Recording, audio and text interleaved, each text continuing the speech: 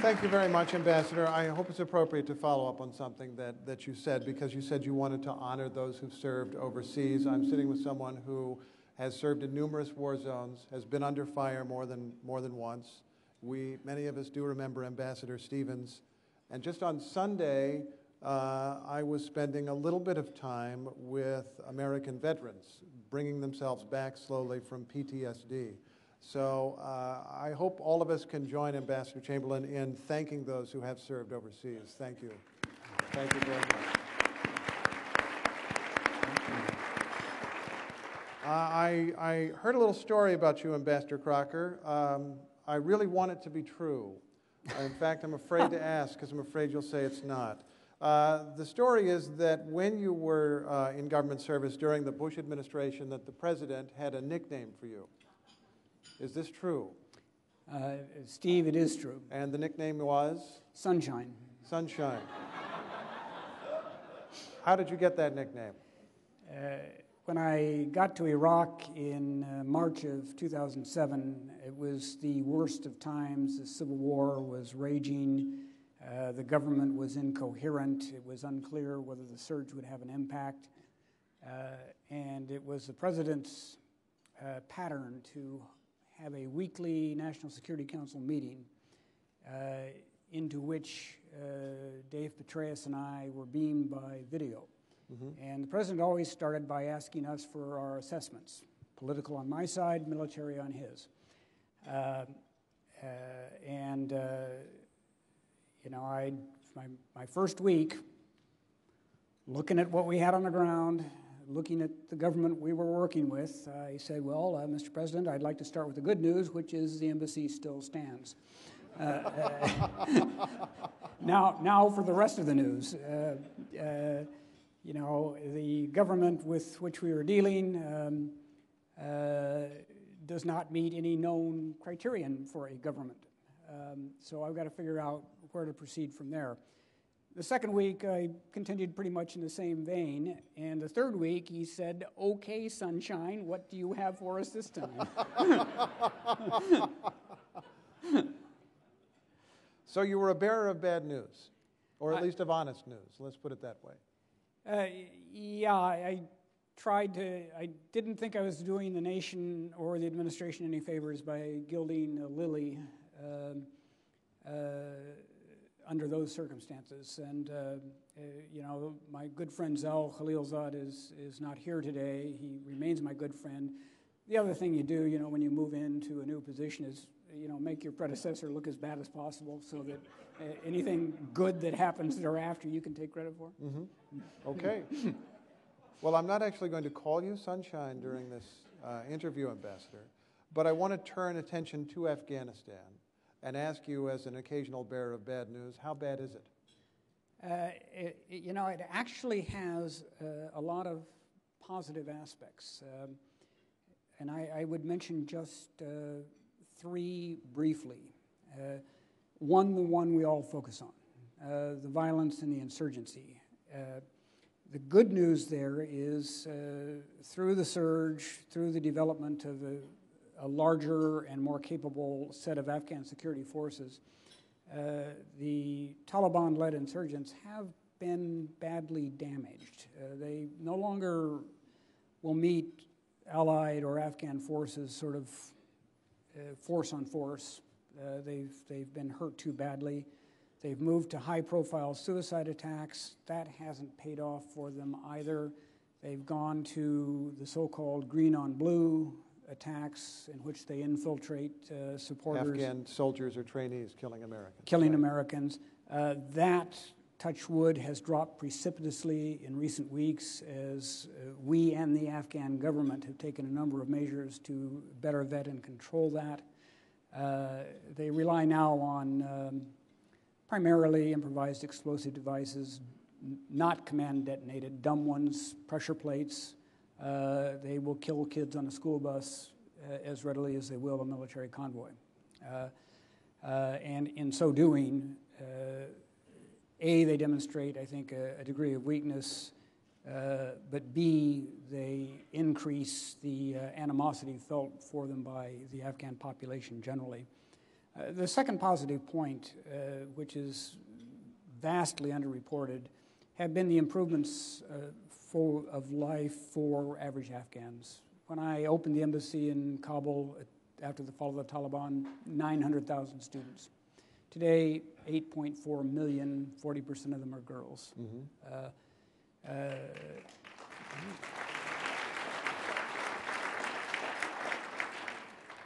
In the 11 years since the fall of the Taliban, life expectancy has risen 18 years, according to the World Health Organization, from 44 to 62. That, in large part, due to an international U.S.-led effort to build clinics, but most importantly, to train healthcare workers so that a substantial majority of Afghans are now within a 2-hour walk of medical care in even the most remote rural areas. We have seen infant and child mortality plummet, maternal mortality plummet. We have seen telecommunications go from a few thousand landlines when the Taliban ran the place to 17 million mobile sets. I'm just remembering being in northern Afghanistan in late 2001, and a gentleman attempted to make a phone call and dialed 3 digits. 3 digits. No one answered, by the way. But anyway, go on. So it's changed a little bit. So most importantly, there is a changing demographic. The 20 and 30-somethings who are coming of age in a post-Taliban era where they have access to a free media, to an education system, to a university system, including an American University of Afghanistan, that is creating something Afghanistan has never had before, a wired-in generation who wants their country and their society to be something very, very different than that of their fathers and mothers. It'll take them a while to get full purchase, but the progress they have made has been totally extraordinary.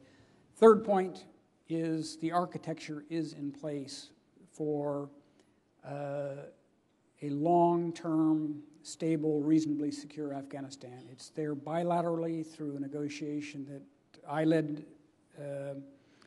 the process on that resulted in the strategic partnership agreement signed by the 2 presidents, Obama and Karzai, in May in Kabul. It's an agreement that carries out to 2024. It designates Afghanistan as a major non-NATO ally of the United States, the first country so designated in 7 years. It tells the Afghans, their friends, and their foes, we are not going to do what we did after the Soviet withdrawal in 1989. We are not leaving. It says that, but I can look at data points. I can open my paper in the last day or so and read a dispatch from Herat in western Afghanistan, and I'm sure you saw this.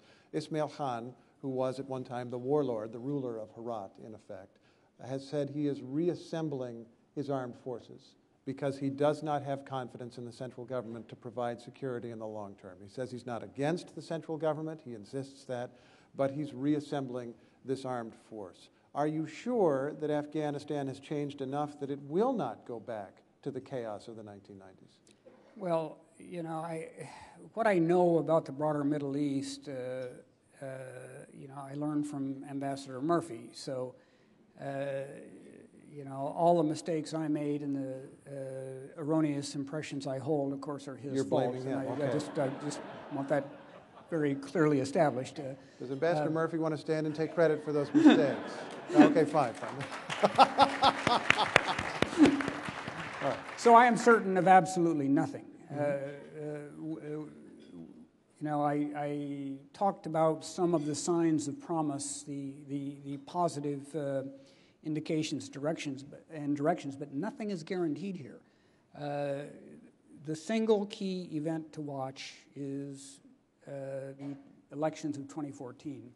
And the prism through which I would read Ismail Khan's latest actions are those elections. He is posturing himself to strengthen his influence and power base with a view to those elections in the first instance. But it's also his failsafe. Should things go badly wrong, should, for example, a Pashtun president emerge who does not hold President Karzai's very broad views of we're all Afghans together, whether we're Pashtuns, Tajiks, Uzbeks, Turkmen, then he has a fail-safe.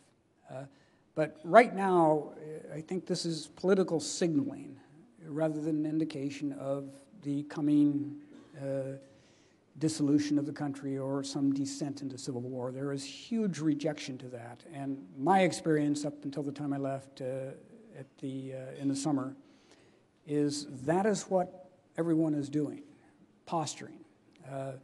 Ismail Khan has a lot of power, but he does not lead the Afghan population. He does not lead the Tajik community.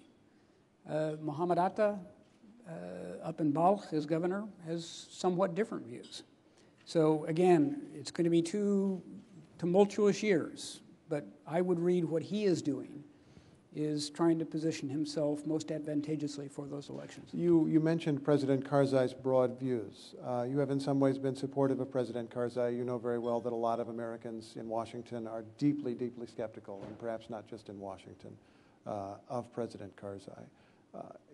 Is he doing more harm than good? Well, the first thing we need to remember, not just in Afghanistan, is as we learned the hard way in Vietnam with DM, it is really best if the United States refrain from making or breaking leaders of other people's countries. He is Afghanistan's president. He will be Afghanistan's president until spring of 2014. And we have to find ways to work with him. He has a long list of grievances vis-a-vis how the United States has comported itself over the last number of years, some not at all without merit. I was given 2 missions by the president when I went out to Afghanistan. One was to reset the relationship with President Karzai because President Obama understood this is the president of Afghanistan. And I worked hard to do that. I had the benefit of having been with him at the beginning when he came up from Bonn.